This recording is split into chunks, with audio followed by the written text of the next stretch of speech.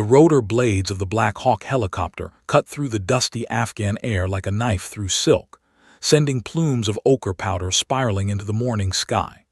Lieutenant Commander Jake Harrison gripped the nylon seat as the aircraft descended toward forward operating base Mercy, his knuckles white against the faded fabric. 22 years of combat had taught him to expect anything: ambushes, IEDs, suicide attacks, but the approach to this particular base felt almost mundane. No incoming fire, no dramatic evasive maneuvers, just a routine descent into what he'd come to think of as a soft zone. Jake adjusted his aviator sunglasses, the kind that had become standard issue for special operators who wanted to hide everything behind reflective lenses. Behind those dark shields, his gray-blue eyes, the color of winter water, surveyed the terrain with the precision of a sniper plotting a target. His face was deeply tanned, weathered by decades of desert sun and stress. Every scar on his jaw and forehead told a story of survival. A thin white line ran from his left temple to his ear, the result of shrapnel from an IED in 2008. Another, more jagged scar cut across his knuckles, a souvenir from hand-to-hand combat in a dark compound in Yemen. The man was a living testament to violence endured, and more importantly, violence survived. As the helicopter touched down and the rotor blades began their slowing rotation, Jake pulled on his tan tactical vest, checking each pocket with automatic precision. Extra ammunition magazine check. Combat knife check. Encrypted radio check. Even on a supply run, even at a medical facility, Jake Harrison didn't take chances. Chances were how good men ended up in flag-draped coffins. He grabbed his weathered duffel bag and ducked beneath the still-turning rotor blades, moving with the economical grace of someone who'd performed this action 1,000 times. The Afghan heat hit him like a physical blow, 110 degrees Fahrenheit at least, with humidity that made every breath feel like drowning in slow motion. But Jake didn't even squint. His body had adapted to these conditions long ago, the way a marine organism adapts to deep ocean pressure.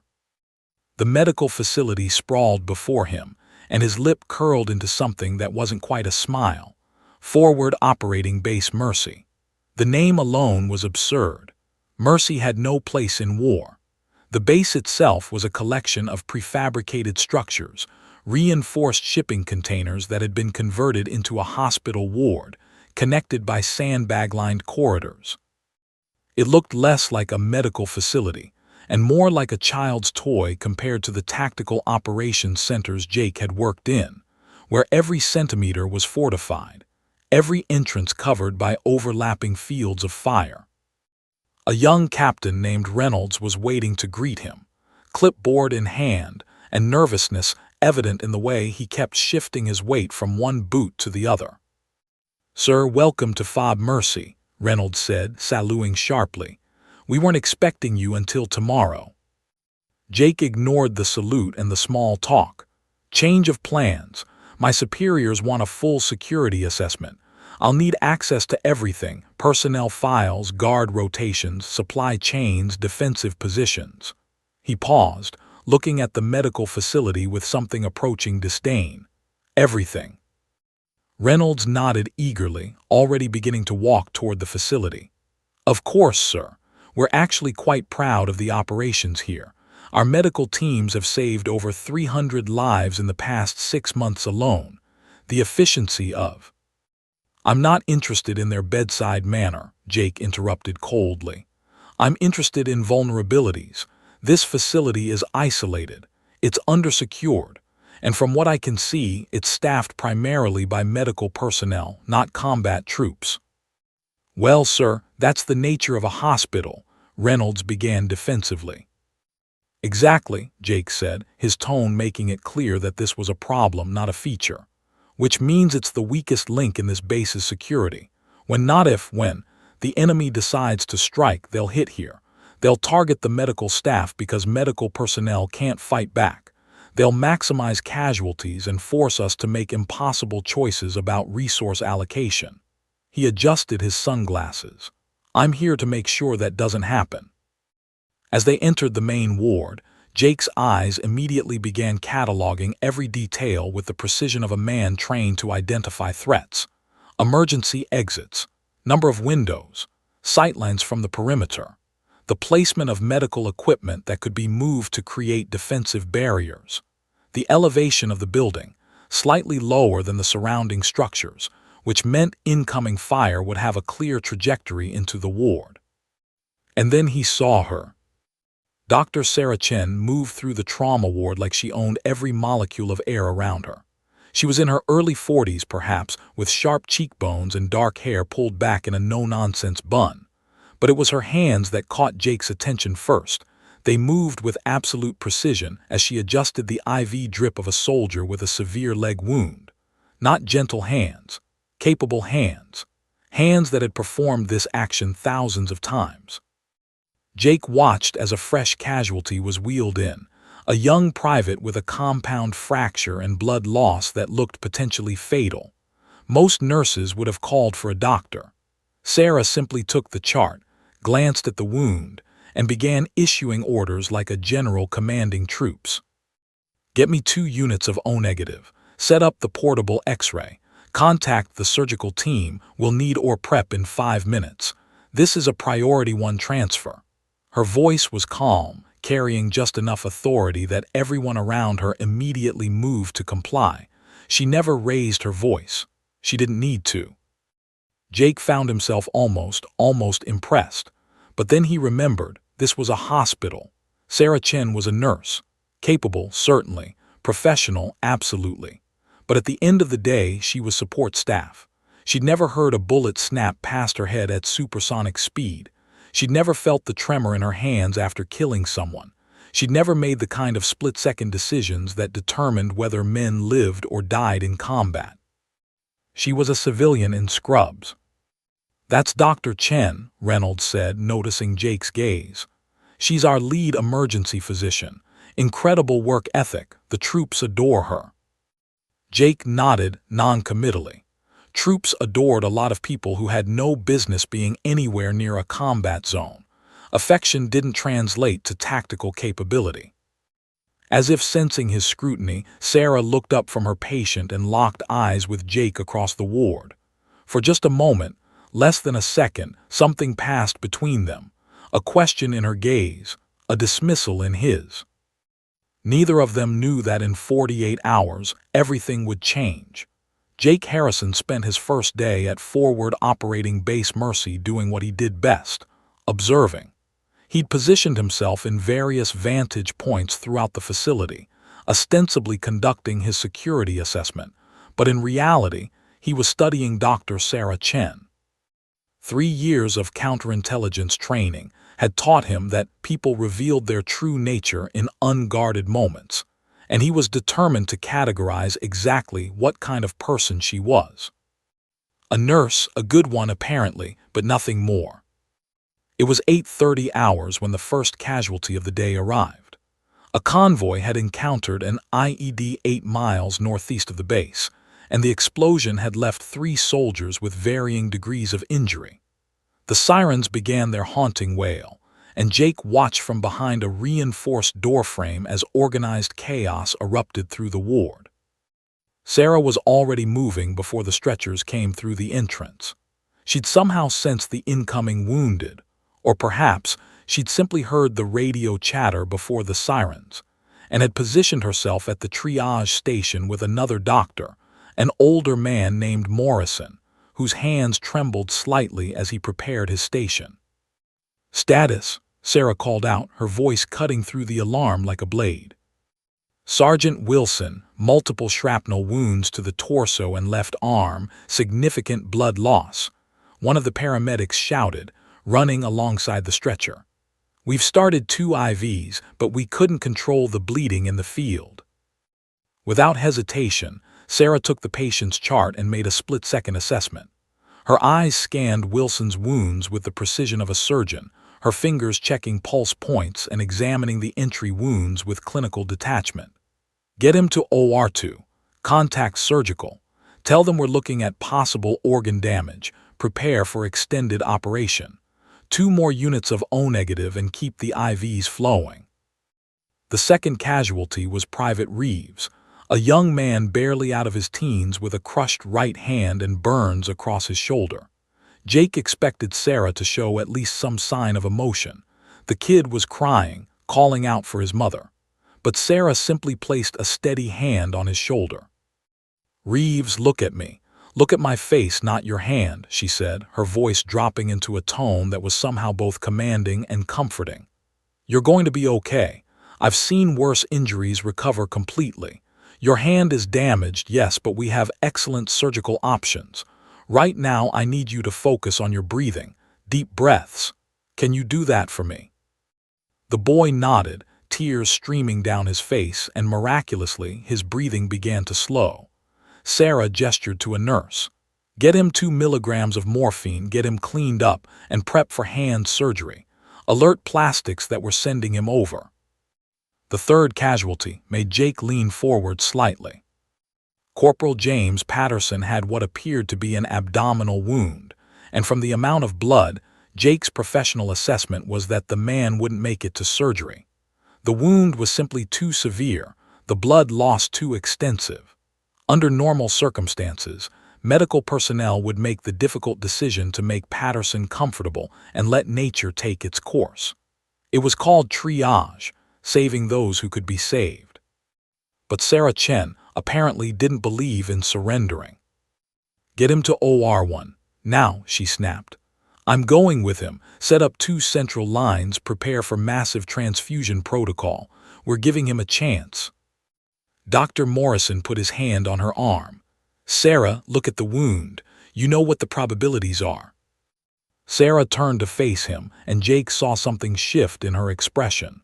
For just a moment, her professional mask cracked, and underneath it was something fierce, something that refused to accept defeat. "I know exactly what the probabilities are," she said quietly. "I also know that I've pulled people back from worse. Get him to surgery." For the next 4 hours, Jake observed Sarah work. She moved through the trauma ward with fluid precision, checking on patients, adjusting medications, reviewing scan results. She had a word for everyone, not the saccharine, false comfort that civilians offered, but genuine, grounded reassurance based on her actual expertise. To a soldier with a shattered femur, "The break is clean. You'll walk again. It'll take months of physical therapy and it'll hurt like hell, but you'll walk." To a young private with severe burns, "Burns are deceptive. The initial pain is the worst part. After we get you stabilized, the treatment becomes about managing pain and preventing infection. You're young and healthy. Your body wants to heal." To Sergeant Wilson's wife over the phone, Jake overheard her making the call. "Your husband is stable. The surgery went well. We removed all the shrapnel we could see, repaired 2 vessels, and there's no sign of organ perforation. He's going to recover. You should be proud of him." What struck Jake most wasn't her medical knowledge. That was clearly exceptional. It was the certainty in her voice. This wasn't a woman who second-guessed herself. This wasn't someone who operated from fear or doubt. She made decisions with the confidence of someone who knew exactly what she was capable of. Still, Jake told himself, that was medicine. Clinical decisions made in a controlled environment. That was nothing like combat. Nothing like the split-second choices that determined whether men lived or died in the field. By evening, when Sarah finally stepped out of the ward for a break, Jake had already categorized her: brilliant medical professional, calm under pressure, excellent diagnostic skills, but ultimately sheltered. She lived in a world of protocols and procedures where there was time to think and time to act. Real combat didn't offer those luxuries. He was sitting in the small break room drinking what might charitably be called coffee when Sarah entered.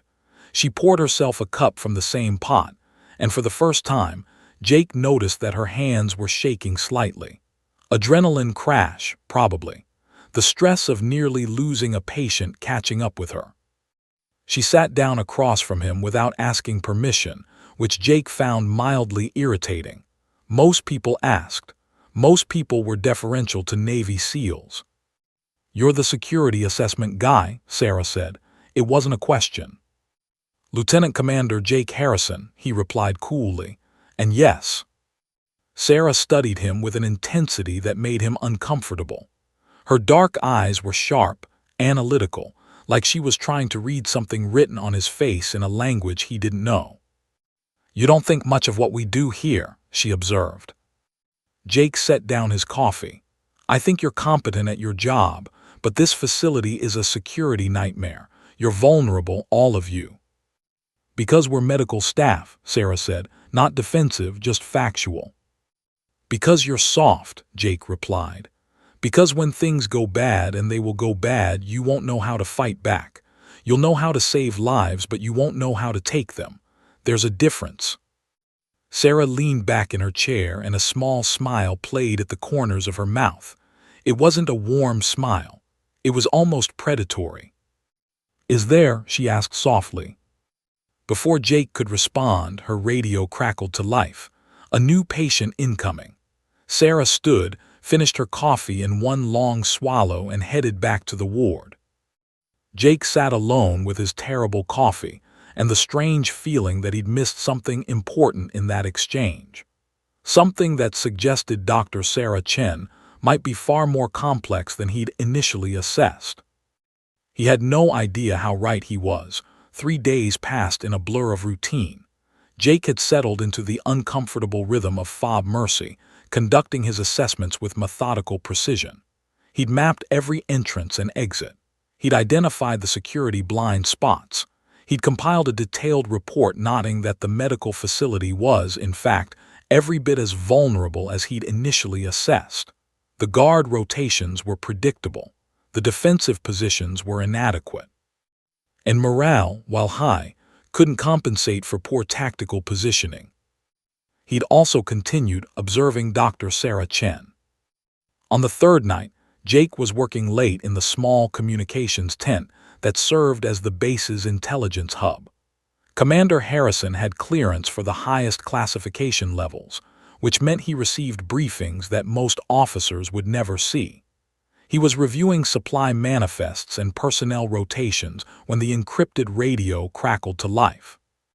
The message came through in military shorthand, but its meaning was crystal clear. Hostile forces were massing approximately 15 miles northeast of the base. Satellite imagery showed movement consistent with a coordinated attack operation. Intelligence suggested the target was Fob Mercy itself, specifically the medical facility. Jake's jaw tightened. He'd known something like this was coming. You didn't work at a forward operating base in hostile territory without understanding that you were always a target. But knowing theoretically and receiving confirmed intelligence were two different things. He immediately pulled up the satellite images on the secure computer terminal. What he saw confirmed his worst assessment. Approximately 70 to 80 fighters were consolidating their position in 3 separate staging areas. They had vehicles, trucks, and motorcycles. They had what appeared to be heavy weapons mounted on the vehicles, and based on the formation patterns, someone with military training was orchestrating this operation. The estimated time of attack, 46 to 52 hours. Jake's hands moved across the keyboard with practiced speed, sending the intelligence up the chain of command and requesting authorization for enhanced defensive measures. Then he did what commanders did in his situation. He went to brief the base commander. Colonel Marcus Winters was a career officer in his late 50s, competent but not exceptional. He listened to Jake's briefing with the measured calm of someone who'd been in combat before. "How certain are we?" Winters asked, his fingers steepled beneath his chin. 95%, Jake replied. "The intelligence is solid. Satellite confirms troop consolidation. Radio intercepts indicate they're using a communications protocol consistent with organized militant groups we've engaged before. This isn't a raiding party. This is a planned assault." Winters nodded slowly. "Options." "Evacuation of non-essential personnel," Jake said immediately. "We can pull out the medical staff, move critical patients to the secondary facility 40 miles south. It'll take time, but We can do it. The medical facility is the logical target. They want to prove they can strike at our most vulnerable point. Winters was already shaking his head. We can't evacuate. There are 12 critical patients in the ward right now. Corporal Patterson from 3 days ago is still recovering from abdominal surgery. Private Reeves' hand reconstruction is scheduled for tomorrow. Sergeant Wilson is stable but not transport-ready. Moving them could kill them. Jake had expected this response. Commanders always put the welfare of their people first.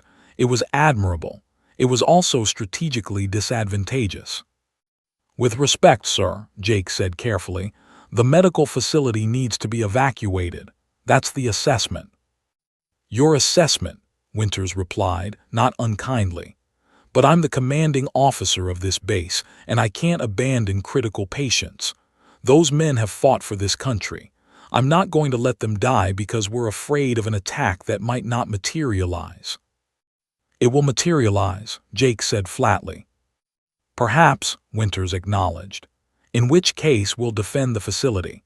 Harrison, you're a SEAL. You fought in worse conditions with fewer resources. Work with the security detail. Reinforce the defensive positions. But the medical facility stays operational and fully staffed." It wasn't a request. Jake understood the chain of command. He saluted and turned to leave. "One more thing," Winters called out.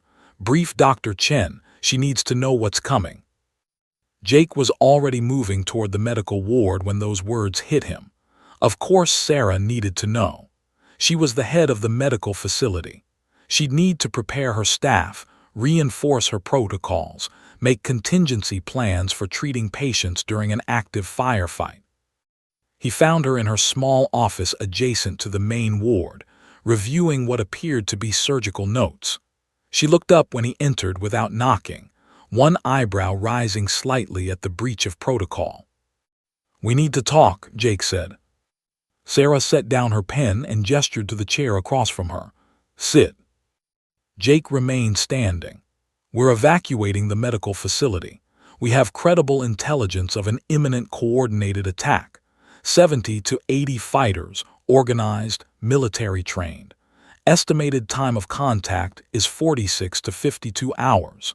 Colonel Winters wants you to coordinate the evacuation of your staff and the transfer of critical patients." Sarah's expression didn't change. She simply nodded, stood, and walked to a wall-mounted map of the region. Her eyes traced the route to the secondary medical facility, then moved back to the base. "That's a 40-mile journey," she said quietly. "In an open convoy through hostile territory, Corporal Patterson's surgical site won't be fully healed. Private Reeves is on heavy pain management. Sergeant Wilson is still in the early recovery phase." She turned to face Jake. "How many of those patients do you think will survive the journey?" "Some," Jake said. "More than will die if we don't evacuate." "You're not certain," Sarah observed. "You're making an assumption based on probability. I understand probability, Commander. I'm a doctor. I deal in probabilities every day. But I also deal in variables. I deal in the individual patient in front of me, not the statistical average." Jake felt frustration rising in his chest. This isn't a medical ethics discussion. This is a tactical situation. The facility is indefensible. Sarah walked past him and opened a cabinet built into the wall of her office. She withdrew a folder marked "Classified" and opened it. Inside were detailed architectural plans of the medical facility, along with what appeared to be tactical assessments. "I'm familiar with our defensive situation," Sarah said, pointing to various locations on the plan. "We have 3 reinforced positions. The main ward can be sectioned off with blast doors.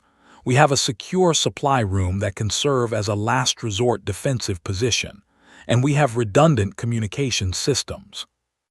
Jake studied the plans. They were actually comprehensive. Whoever had drawn them understood defensive positioning. "This doesn't change the fundamental problem," Jake said. "You're not trained for combat." Sarah looked at him with those sharp, dark eyes again. The same look she'd given him 3 days ago when they discussed the difference between saving lives and taking them. "How certain are you that you understand what I'm trained for?" she asked quietly. "I've read your file," Jake replied. "Emergency medicine, civilian nursing background, some military medical training. Nothing that prepares you for—" "My official file," Sarah interrupted. "Yes, I'm sure that's very comprehensive." She returned the tactical plans to the cabinet and locked it. "Colonel Winters already authorized us to stay. The patients stay. The staff stays. And I'm prepared for any scenario that might come." Jake wanted to push back, wanted to demand answers, wanted to understand the strange certainty in her voice.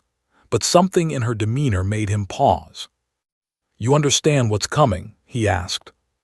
"I understand exactly what's coming," Sarah replied. She met his gaze steadily. "The question is whether you're ready for it." As Jake left her office, he carried more questions than answers. And for the first time since arriving at Fob Mercy, he wondered if he'd fundamentally misunderstood who Dr. Sarah Chen really was. The attack was coming in less than 48 hours. And Jake was increasingly certain that the next time he saw Sarah Chen, she would surprise him in ways he couldn't yet imagine. The attack came at 5:47 hours, 13 minutes before sunrise, which meant the defenders were fighting into the rising sun, a tactical advantage for the attackers. Jake Harrison would have appreciated the professionalism of the operation if the operation wasn't currently trying to kill him. He'd spent the night preparing the medical facility's defensive positions alongside the 6-man security detail stationed at Fob Mercy. 6 men, to defend against 70 to 80 coordinated fighters. The math was terrible. The odds were worse. Jake had just finished positioning an additional ammunition cache in the reinforced observation post when the first explosion detonated against the outer perimeter fence. The blast was precise, targeted, suggesting the attackers had studied the base's layout. They knew exactly where the fence was weak. The ground shook. Dust cascaded from the ceiling of the medical facility. Alarms began their wailing chorus. "Contact, contact," someone screamed over the radio. "Multiple hostiles breaching the east fence. We have incoming from 3 directions." Jake moved to the observation window and saw them, dark figures emerging from the pre-dawn gloom like ghosts materializing from the desert itself. The attackers were moving in coordinated fire teams, using the terrain for cover, advancing with the practiced efficiency of trained soldiers. Not random militants, not desperate fighters looking for a quick raid. This was a professional military operation. The base's perimeter security team opened fire. Jake watched as one of the attackers fell, then another. But for every fighter that dropped, 2 more seemed to emerge from the darkness. They had superior numbers, and they knew it. "Move patients to the inner ward." Sarah's voice cut through the chaos like a blade. She was moving through the facility with purposeful strides, her earlier calm now replaced with the focused intensity of someone executing a predetermined plan. "Lock down the surgical suites. Medical staff to defensive positions 2 and 3. Now." Jake had to respect the woman's preparation. She'd clearly spent the past 48 hours drilling her staff, because they moved with the coordination of a trained unit rather than panicked civilians. Nurses wheeled patients deeper into the facility. Orderlies began securing doors. Dr. Morrison began disconnecting the least critical patients from monitoring equipment. The first militant rounds punched through the eastern wall of the medical facility. The sound was distinct, the high-velocity snap of rifle fire, different from the base personnel's return fire. One of the facility's large observation windows exploded in a shower of tempered glass. "Get down," Jake shouted. But Sarah was already moving, pulling a wounded orderly behind a reinforced medical cart. The outer security detail was pinned down. Jake could see them through the window, 3 soldiers taking cover behind sandbags and concrete barriers, desperately returning fire. But the attackers were moving methodically, using the superior numbers to suppress the defenders while other elements of their force maneuvered around the flanks. One of the security soldiers went down, blood erupting from his shoulder. Another soldier tried to move to his aid and took a round in the leg. The situation was deteriorating rapidly. "We need to reinforce the perimeter," Jake called out to Captain Reynolds, who'd appeared in the ward looking lost and terrified. "I can't pull anyone," Reynolds shouted back, his voice cracking. "We need every available soldier defending the outer positions. If the perimeter falls, they'll overrun the entire base." Reynolds was right, and Jake hated it. They didn't have the personnel to reinforce the medical facility's external defense and maintain the perimeter. It was a zero-sum game, and they were losing.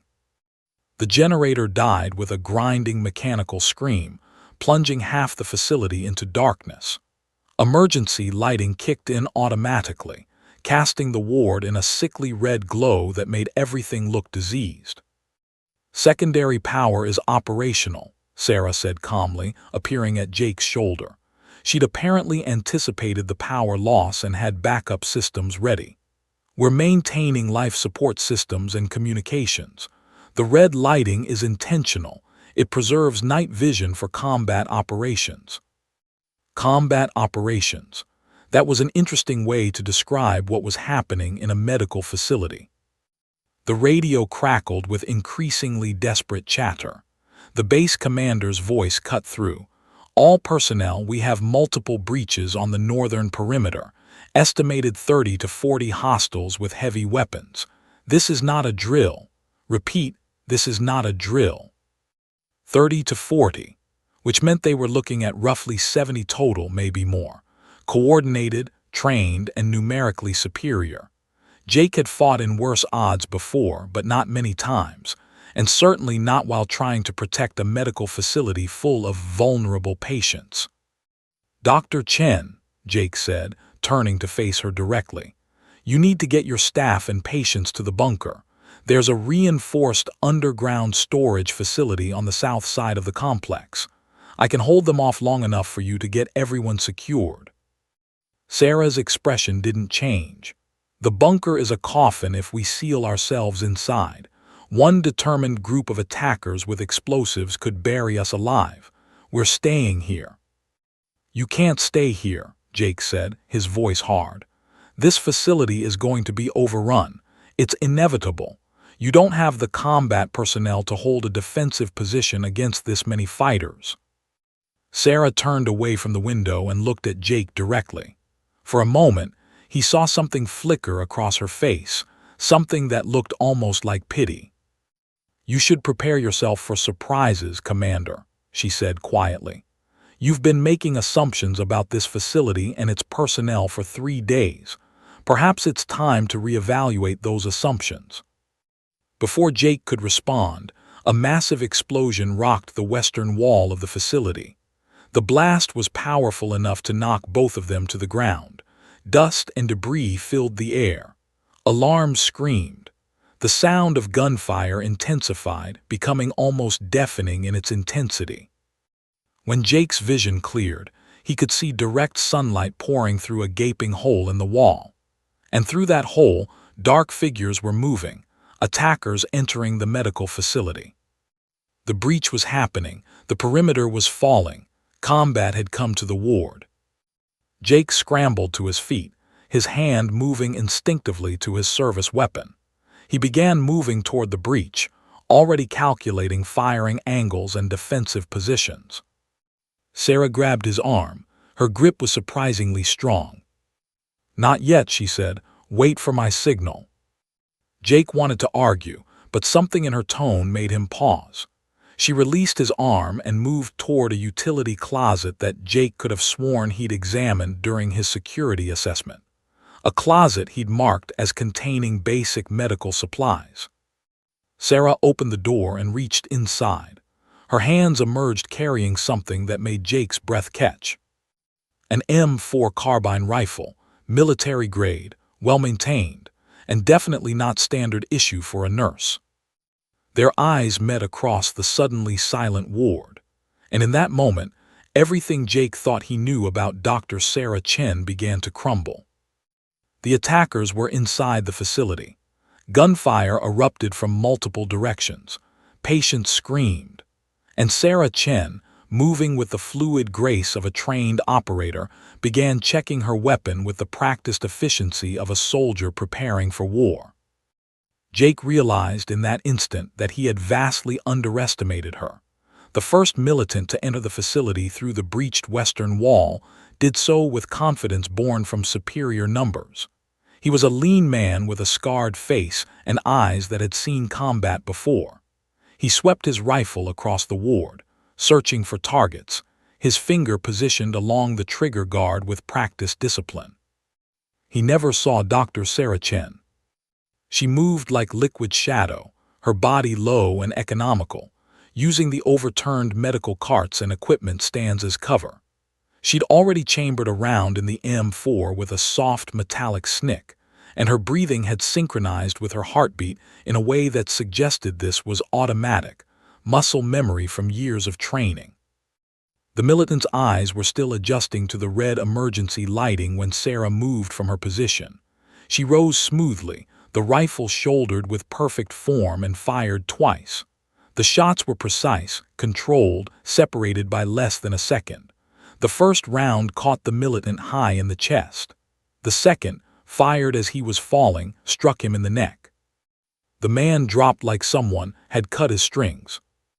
Jake Harrison stood frozen, his mind struggling to process what he'd just witnessed. That wasn't how nurses fired weapons. That wasn't how civilians handled rifles. That was how operators handled rifles. That was how Special Forces personnel, highly trained and extensively drilled, handled weapons. "Stay behind the equipment," Sarah commanded, her voice dropping into a register Jake had never heard before. It was the same calm, authoritative tone she used to direct medical staff, but now it carried the weight of combat experience. "Maintain communication with security. We're going to establish a defensive perimeter here. The attackers are going to try to push through this facility to reach the patients. We're not going to let that happen." She was already moving toward the breach, her weapon up and ready.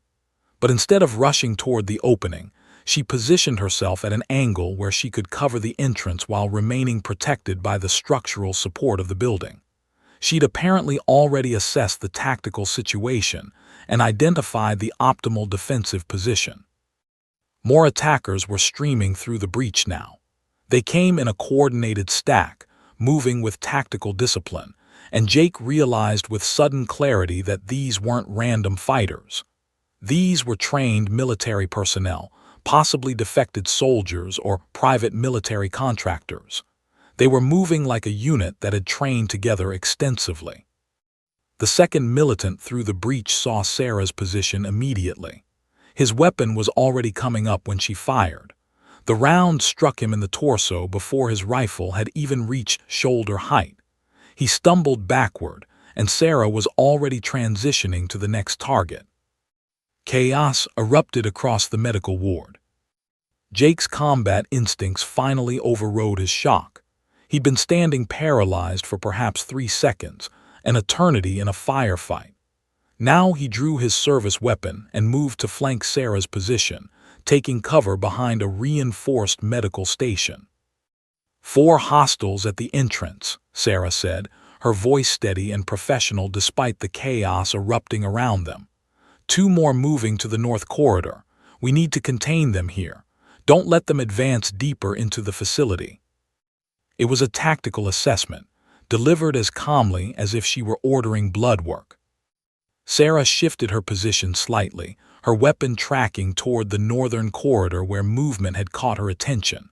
A militant was attempting to flank their position, moving quickly through the ward with his rifle raised. Sarah fired once. The militant went down hard, his rifle clattering across the floor. Jake was still trying to reconcile the woman he'd dismissed 3 days ago with the warrior he was witnessing now.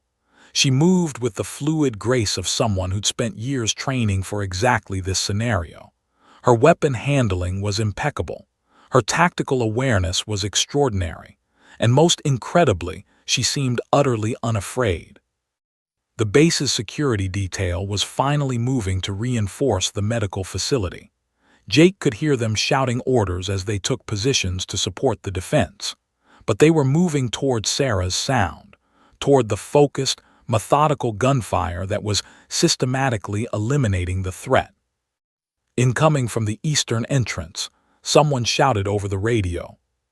Sarah was already moving, transitioning smoothly from her current position to a new angle that would allow her to cover both the western breach and the eastern entrance.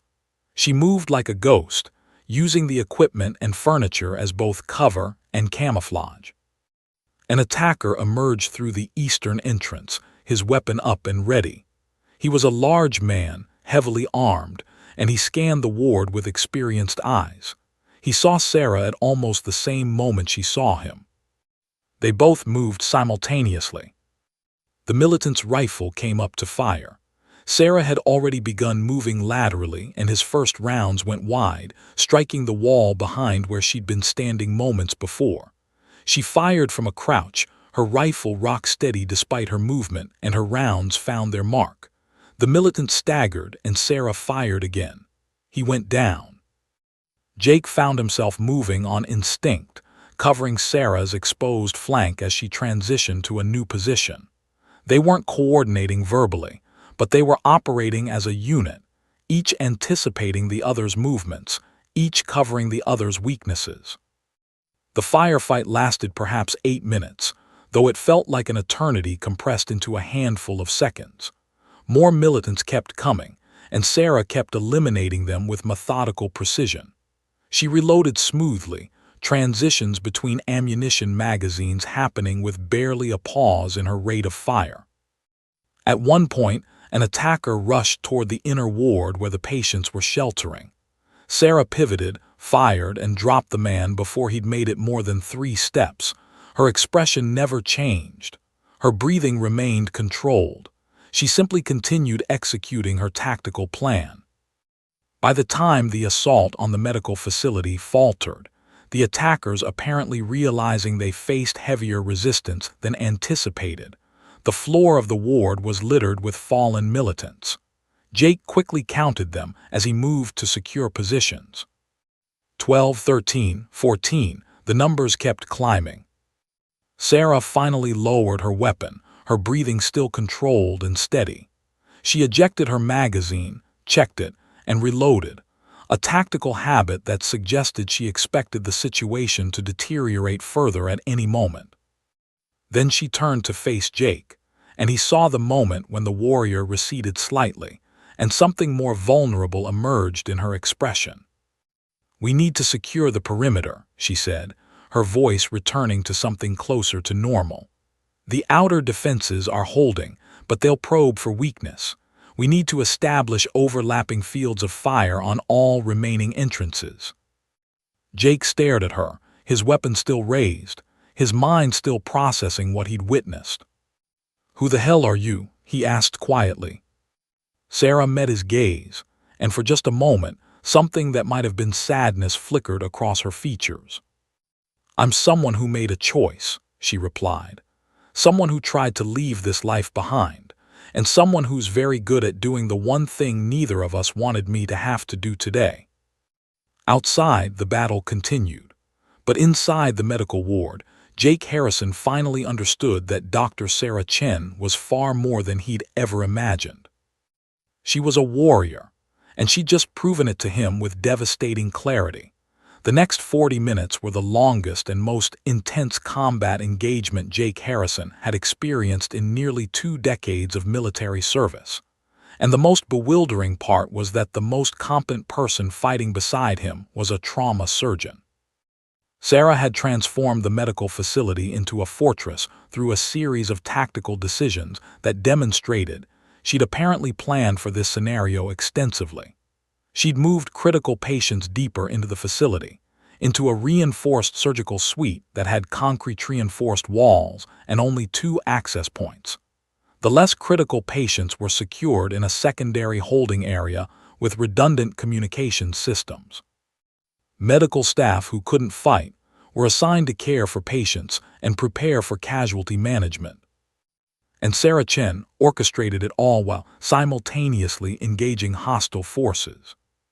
Security Team 2 reinforced the North Corridor, Sarah commanded, her voice steady over the radio. Watch for flanking maneuvers. They're going to try to cut through the medical supply area. Don't let them advance past the secondary junction. Jake realized she had apparently studied the facility's layout with the same precision he'd used during his security assessment, except she'd done it with the specific intent of preparing for this exact scenario. She knew every corridor, every junction, every possible approach vector. The attackers, however, were nothing if not persistent.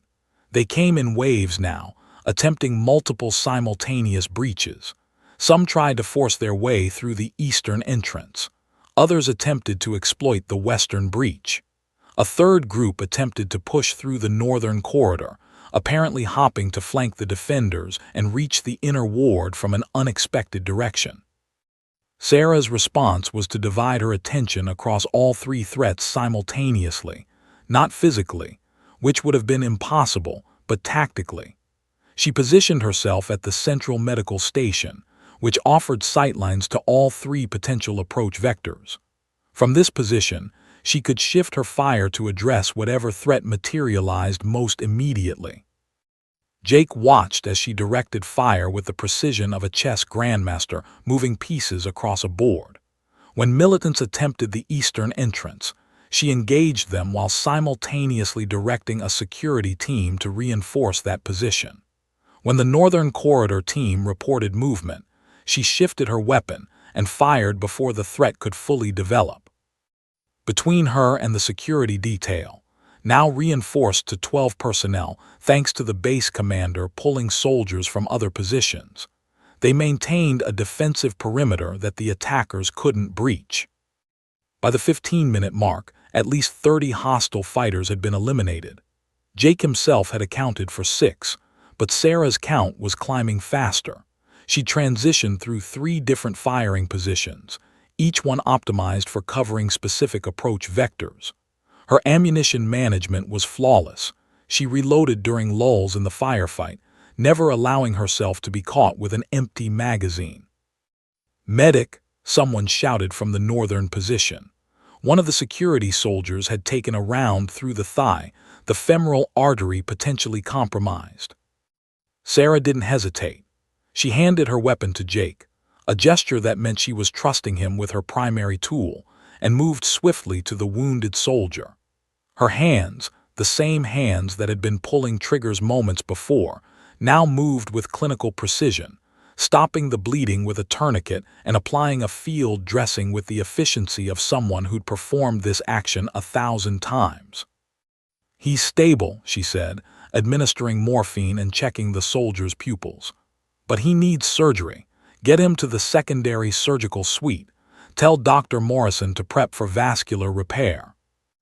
Then, in a move that reminded Jake she was dealing with 2 simultaneous crises, she turned to the remaining security personnel at that position. "Thompson, you're going to need to move to the central position and support Lieutenant Commander Harrison. We can't leave that angle uncovered."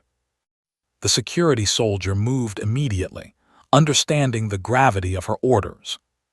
Sarah returned to Jake, took back her weapon, and immediately engaged a militant who'd taken advantage of her brief distraction to advance toward the eastern entrance. The round struck the attacker in the shoulder, and Sarah fired again, this time hitting center mass. The militant fell. 37, Jake heard her murmur, apparently counting her confirmed kills. The battle intensified as the attackers apparently realized they were facing unexpected resistance. They began using heavier weapons, and rounds started punching through the walls with terrifying force. Equipment exploded. Monitors shattered. One round came so close to Jake that he felt the supersonic crack of its passage. Sarah simply shifted positions again, now taking cover behind a reinforced medical storage cabinet that she'd apparently pre-positioned for exactly this purpose. Jake realized that Every piece of equipment in the ward had been positioned not just for medical functionality, but for tactical defensibility. Thompson moved the surgical suite's backup generator to the secondary position, Sarah ordered. We might need redundant power if they try to collapse the structure. How had she even thought about backup power during an active firefight? Jake found himself answering his own question, because she'd trained for this, extensively, with the kind of professional rigor that suggested she'd spent years preparing for the exact scenario that was now unfolding. By the 30-minute mark, the attack was beginning to falter. The militants seemed to realize that breaching this facility wasn't going to be a quick victory. They were meeting coordinated, disciplined resistance from defenders who understood both their facility and basic combat tactics. More importantly, they were taking casualties at an unsustainable rate. Sarah's count reached 42 confirmed kills at the 35-minute mark. She'd engaged targets at distances ranging from 5 meters to 40 meters. She'd shifted between positions with the fluidity of someone who'd spent years mastering tactical movement. And through it all, not a single patient had been hit, not a single civilian casualty. The final assault came at the 38-minute mark.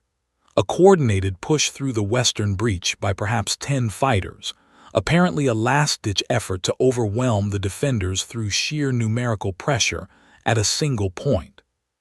Sarah saw them coming. She was already moving, shifting to a position that allowed her to cover the breach while remaining protected by concrete structural supports. Jake moved to flank her position. Together, they laid down a field of fire that the attackers couldn't penetrate. 3 militants went down immediately.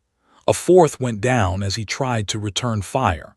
A 5th attempted to rush the position and took a round from Sarah that dropped him instantly. By the 40-minute mark, the survivors of the assault force were retreating. The assault had failed. The medical facility had held. Sarah lowered her weapon and Jake watched as the warrior exterior receded just slightly. Her hands were shaking, adrenaline crash, the inevitable consequence of sustained, intense combat. Her breathing was slightly elevated, though still controlled. She was bleeding, Jake realized. A graze wound along her ribs had soaked her shirt with blood. Apparently, she'd taken at least 1 round during the chaos and had simply continued fighting without mentioning it. "Dr. Chen," Jake said carefully, "you're wounded." Sarah looked down at the wound as if seeing it for the first time. "Superficial," she said, her voice hoarse from exertion. "Didn't hit anything vital." "How many?" Jake asked, gesturing to the bodies scattered across the ward. Sarah reloaded her magazine methodically before answering. 45 confirmed. Give or take 1 or 2 if the security detail got some that I didn't see. 45. She'd single-handedly eliminated 45 trained hostile fighters while simultaneously managing critical patients, coordinating medical staff, directing security personnel, maintaining defensive positions, preventing civilian casualties, managing her own wound. Jake found himself staring at her with something approaching awe. "The surgical suite?" Sarah asked, her mind already moving beyond the immediate threat to the next problem. "All patients stable," a nurse called from the inner ward. "We're ready for incoming casualties." Sarah nodded, still holding her weapon, her eyes still scanning the facility for remaining threats. She looked exhausted. She looked traumatized. And she looked exactly like what she was, a warrior who just endured hell and was still standing. "Let's secure the perimeter," she said quietly. "This isn't over yet." Sun had fully risen by the time the immediate threat was neutralized. The base's outer perimeter remained secure, though heavily damaged. The medical facility was a war zone, blood and debris scattered across what had been, just hours earlier, a place of healing. Equipment was destroyed. Walls were scorched from explosions. The smell of cordite and copper hung heavy in the air. But all critical patients had survived. All medical staff had survived, and the attackers had been repelled. Jake found Sarah in the main surgical suite, where she was performing emergency surgery on one of the security soldiers, the one who'd taken a round through the thigh. Her hands moved with the same precision they demonstrated during combat, but now that precision was directed toward saving a life rather than taking one. She changed out of her blood-stained shirt and into fresh scrubs, though Jake could see the white gauze bandage beneath, barely visible where the graze wound along her ribs had been treated. Dr. Morrison was assisting her, handing instruments with practiced efficiency. The surgical lights cast everything in stark white illumination, creating shadows that made Sarah look simultaneously vulnerable and invincible. "Vascular repair is complete," Sarah said quietly, her focus entirely on the soldier's leg. "We're going to need to monitor for infection and ensure proper circulation in the foot, but he'll keep the leg." Morrison nodded. "Good work, I'll close." Sarah stepped back from the surgical table, and only then did Jake see the exhaustion that had settled into every line of her face. She peeled off her surgical gloves and moved toward the door, where Jake was waiting. "We need to talk," he said. Sarah didn't argue. She simply walked past him toward her small office, the same office where Jake had first confronted her about the impending attack. She poured herself a cup of water from a bottle on her desk and drank it in one long swallow, as if she'd never tasted water before. "Close the door," she said. Jake did, then positioned himself in front of her desk. He needed answers, and he needed them now. "Who the hell are you?" he asked, his voice deliberately controlled despite the turmoil beneath. "Because you're not a trauma surgeon who took up combat training as a hobby. That level of proficiency doesn't come from weekend warrior courses. That comes from years of intensive military training." Sarah sat down heavily in her desk chair. For a long moment she didn't speak. Her dark eyes were focused on something distant, something Jake couldn't see. "My name is Sarah Elizabeth Chen," she began quietly. "My official military record says I was an Army Ranger, 17 years of active service, 73 combat deployments across 3 continents. I was part of a special operations unit designated Task Force Phoenix.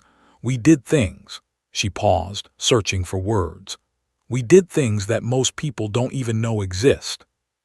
Jake remained silent.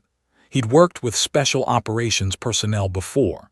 He knew that some people operated in the shadows, doing necessary work that couldn't be publicly acknowledged. "I was good at it," Sarah continued. "Exceptionally good. I was the only female operator in my unit for 6 years. I earned every qualification, passed every test, proved myself in combat repeatedly. My commanding officers said I had the kind of instincts that couldn't be taught." She looked up at Jake. "But instincts come from somewhere. They come from a part of yourself that doesn't care about rules. That doesn't hesitate. That sees targets and eliminates them without question." Sarah stood and walked to a small cabinet in her office. She opened it and withdrew a photograph.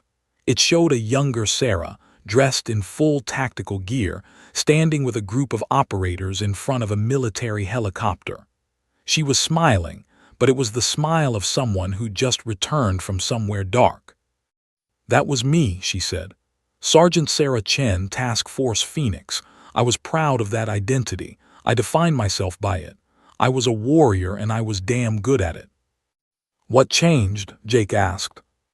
Sarah set the photograph down and returned to her chair. When she spoke again, her voice was barely above a whisper. "I killed someone I shouldn't have," she said. The target identification was ambiguous. We were operating in a hostile territory and there was a figure who matched the description of a high-value target. I made the call to engage. It seemed justified at the time. The intelligence was solid, or so we thought." She paused, and Jake saw her hands trembling slightly. "Turns out the target was a civilian, a woman who worked for the local government as a teacher. She was in the wrong place at the wrong time, and I ended her life based on incomplete intelligence." Sarah's voice cracked. She had 2 children, a husband, a life that was completely separate from the conflict we were supposedly fighting. Jake had worked long enough in special operations to know that civilian casualties happened. They were tragic, but they were also inevitable in the fog of war. "That's not on you," he said carefully. "Intelligence failures." "I know the rationalizations," Sarah interrupted, her voice suddenly sharp. "I know all of them. I've used them myself. But knowing them and believing them are different things. Every time I closed my eyes, I saw her face. Every time I held a weapon, I remembered the moment I realized who I'd actually killed." She stood and walked to the window that overlooked the damaged medical facility. The place she'd just spent 40 minutes defending with lethal precision. "I finished my contract," she continued. "I completed my remaining deployments. I did my job, but I also started thinking about what I wanted my life to be. I realized that I'd built an entire identity around something I didn't actually believe in anymore. I'd become so good at taking lives that I couldn't remember why I'd ever wanted to save them." Jake understood, intellectually, what she was saying, but it didn't fully explain the person standing in front of him. "So you became a nurse," he said. "I became a nurse," Sarah confirmed. "I went back to school. I studied medicine with the intention of using my skills to help people instead of hurt them. I maintained my combat certifications because I'm not naive. I knew that conflict would follow me. But I genuinely believed that I could leave that part of myself behind. I thought I could be just a healer." She turned to face Jake, and her expression was haunted. "Today proved that's impossible. When the attack came, all those years of conditioning came back instantly. I didn't hesitate, I didn't question, I just did what I'd been trained to do, and the terrifying part is that I was good at it. That part of me, the warrior, never left. It was just dormant." "You protected your patients," Jake said. "You protected everyone in this facility." "I know," Sarah replied, "and I'd make the same choices again, every single one. But that doesn't change the fundamental reality. I'm a weapon. I always have been. I just pretended I wasn't for a while." She paused. "And now I've killed 45 people in the course of a single morning, and I'm not even sure I feel guilty about it." The admission hung in the air between them. Jake thought about everything he'd witnessed: Sarah's tactical brilliance, her emotional detachment during combat, her instant return to medical competence once the fighting stopped. She was right. She was a weapon, a highly sophisticated, exceptionally well-trained weapon. But she was also a nurse who cared deeply about her patients. She was a person who'd wrestled with her own nature and tried to build a different life. She was someone who'd failed in that attempt, but had never stopped trying. "What happens now?" Jake asked quietly. Sarah looked at him with eyes that had seen too much. "Now," she said, "I try to figure out who I actually am, because I'm not sure it's possible to be both a warrior and a healer. I'm not sure a person can contain both identities without one eventually consuming the other." 3 days after the siege, Jake Harrison sat in the base's makeshift officer's lounge, holding 2 cups of coffee that were marginally better than the sludge that had been served during the firefight. The base was in recovery mode, debris being cleared, structural damage being assessed, personnel being rotated out for rest and psychological evaluation. The attack had left its mark on everyone, though some people wore the scars more visibly than others. Sarah entered the lounge at 1900 hours, still wearing her medical scrubs. She'd been conducting post-trauma assessments with the staff, helping people process what they'd experienced. Even after everything, even after revealing her past and witnessing the reemergence of her warrior nature, she was still doing the work of a healer. She sat across from Jake without asking permission, a habit, he'd noticed, that suggested she'd never been the type of person to wait for invitations. "How are you holding up?" Jake asked, sliding one of the coffees toward her. "Better than I expected," Sarah replied, accepting the cup. "You?" "Reassessing a lot of assumptions," Jake said honestly. He'd spent the past 72 hours thinking about almost nothing else. "I came here with a very specific worldview. I believed that strength came from a particular kind of person, doing a particular kind of work. Combat personnel, warriors, people who'd been trained specifically for conflict. He paused, gathering his thoughts. "I was wrong," he continued, "and I owe you an apology. I dismissed you based on incomplete information and outdated prejudices. I saw your profession and made assumptions about your capability. That was unprofessional and it was wrong." Sarah studied him over her coffee cup. "You weren't entirely wrong," she said. "I did try to leave that life behind. Part of me genuinely hoped I could be just a nurse, just a healer without the warrior component. You saw the version of myself that I was trying to be." "But that version isn't the complete picture," Jake said. "No," Sarah agreed. "The complete picture is more complicated. I'm a person who was trained to kill with exceptional proficiency. I'm also a person who chose to study medicine because I wanted to save lives instead. I'm a trauma surgeon who can perform vascular repairs with my eyes closed, and I'm a special operations veteran who can assess tactical situations and respond to threats with lethal force." She set down her coffee. "I'm both of those things, and I'm neither of them, and somehow I have to exist in that contradiction." Jake leaned back in his chair, processing her words. This was the fundamental issue, wasn't it? The question of how a person could contain multitudes, especially when those multitudes seemed fundamentally opposed to each other. "Do you regret it?" he asked, "becoming a nurse, trying to build this other life?" Sarah was quiet for a long moment. "No," she said finally, "because even though the warrior part of me reemerged, the healer part is still there. During the attack, I was defending the facility and eliminating threats, but I was also ensuring that patients remained safe. I was also managing critical care. I was also preparing for surgical interventions on people who'd been wounded." She looked at Jake. "I was being both things simultaneously, and that matters." "It does," Jake acknowledged. "Your patients survived because you weren't just a good soldier. You were a good soldier who understood medicine, who understood the vulnerability of her patients, who used her combat skills specifically to protect them rather than to achieve some other objective." Sarah nodded slowly. "The military taught me how to be a weapon. Medicine taught me what I wanted to do with that weapon. And today, I finally understood that those aren't contradictory goals. They're complementary." Jake found himself thinking about his own career. 22 years of combat operations, of training to be lethal, of defining himself through his ability to handle conflict. He'd never had Sarah's moment of questioning, never had the experience of stepping away, and then being forced to reintegrate his warrior nature with a different identity. "I think," Jake said slowly, "that most people don't understand what it means to be genuinely capable of violence. They think it's something that corrupts you, that once you cross that line, you can never come back. But that's not true, is it?" "It's not," Sarah agreed. "Violence is a tool. Like any tool, it can be used for constructive purposes or destructive ones. The moral dimension comes from the intent, not from the capability itself. I can kill people. That capability is permanent. I've integrated that knowledge into who I am. But knowing I can kill people doesn't mean I'm obligated to kill people, or that I've been corrupted by the knowledge." She paused, her dark eyes reflecting the harsh fluorescent lighting of the lounge. "What happened today was necessary," she continued.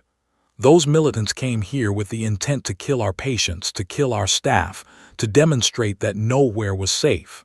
I used my training to prevent that outcome. Does that make me a good person? I don't know. But it makes me a person who acted in defense of people who couldn't defend themselves." Jake understood that moral framework. It was the framework that had guided most of his career, the belief that violence, properly directed and properly limited, could serve justice and protection. "The base commander wants to commend you," Jake said. "Officially recognize what you did." Sarah's expression hardened. "No." "Sarah." "No," she repeated firmly. "I don't want recognition. I don't want medals. I don't want to be the story that gets told to justify military operations or recruitment campaigns. I'm a nurse who did what was necessary. That's all it needs to be." Jake respected that. There was something about Sarah's refusal of recognition that reinforced what she just said, that she wasn't driven by the desire for glory or acknowledgement. She'd simply done what needed to be done. "So what happens now?" Jake asked. It was the same question he'd asked 3 days ago, and he suspected the answer might be different now. "Now I keep doing my job," Sarah said. "I keep treating patients. I keep training my staff. And I keep accepting the reality that I'm a person who contains contradictions, and that's okay. That's actually normal. Most people just don't admit it as openly." She stood to leave, then paused. "You came here with a security assessment," she said. "What's your final report going to say?" Jake thought about that. His initial assessment had been that the medical facility was vulnerable, inadequately defended, staffed by people who couldn't handle combat. He'd been, in almost every possible way, completely wrong. "My final report," Jake said carefully, "will say that Fob Mercy is secure, that its defensive capabilities are adequate, and that the medical staff is exceptionally well trained and prepared for contingencies." He paused. "I might also recommend that the military consider recruiting more personnel with the same combination of medical and tactical training. You've demonstrated that the two skill sets complement each other." Sarah smiled, a small, genuine smile that didn't quite reach her eyes. "They'd probably want me to train a whole unit of super nurses, turn us all into warriors who happen to know medicine." "Would that be so bad?" Jake asked. "It would be inevitable," Sarah replied. "Which is what concerns me, because it means that somewhere down the line, someone will make decisions about where to deploy those trained individuals, and those decisions will be made by people in comfortable offices who have never had to live with the consequences of turning healers into soldiers." She was right, of course. That was the fundamental paradox of military medicine, the need to create people who could both save and take lives, and the inevitable tendency for institutions to push those people toward the latter capability. "Then don't let them," Jake said. "Set the standards yourself. Train people, but train them on your terms. Make sure they understand the ethical weight of what they're doing." Sarah looked at him for a long moment. "You know," she said, "when you first arrived at this facility, I thought you were just another warrior who couldn't see past his own paradigm. But you're more than that. You're a person who's willing to change his mind when presented with evidence that contradicts his assumptions." "That's called learning," Jake replied. "It's rarer than you'd think," Sarah said. "Most people prefer to remain certain, even when certainty is clearly wrong." She moved toward the door. "Thank you, Commander, for listening, for being willing to understand that people are rarely just one thing." As she left the lounge, Jake sat alone with his coffee and his thoughts. He'd come to Fob Mercy to conduct a security assessment. What he'd actually accomplished was a complete reassessment of himself, his prejudices, his assumptions, his understanding of what strength actually meant. He'd witnessed a remarkable person do remarkable things. But more importantly, he'd learned that the most dangerous people in the world weren't those seeking conflict. They were those who'd chosen peace but remained prepared for war. They were people like Sarah Chen, brilliant, capable, compassionate, and utterly dedicated to protecting others. As Jake prepared to leave the base the following day, he understood something fundamental that he'd never quite grasped before. Redemption wasn't about becoming someone new. It was about integrating all the versions of yourself and choosing, consciously and deliberately, what you did with the totality of what you were. Sarah had done that, and in doing so, she'd become something far more extraordinary than either a warrior or a healer alone could ever be.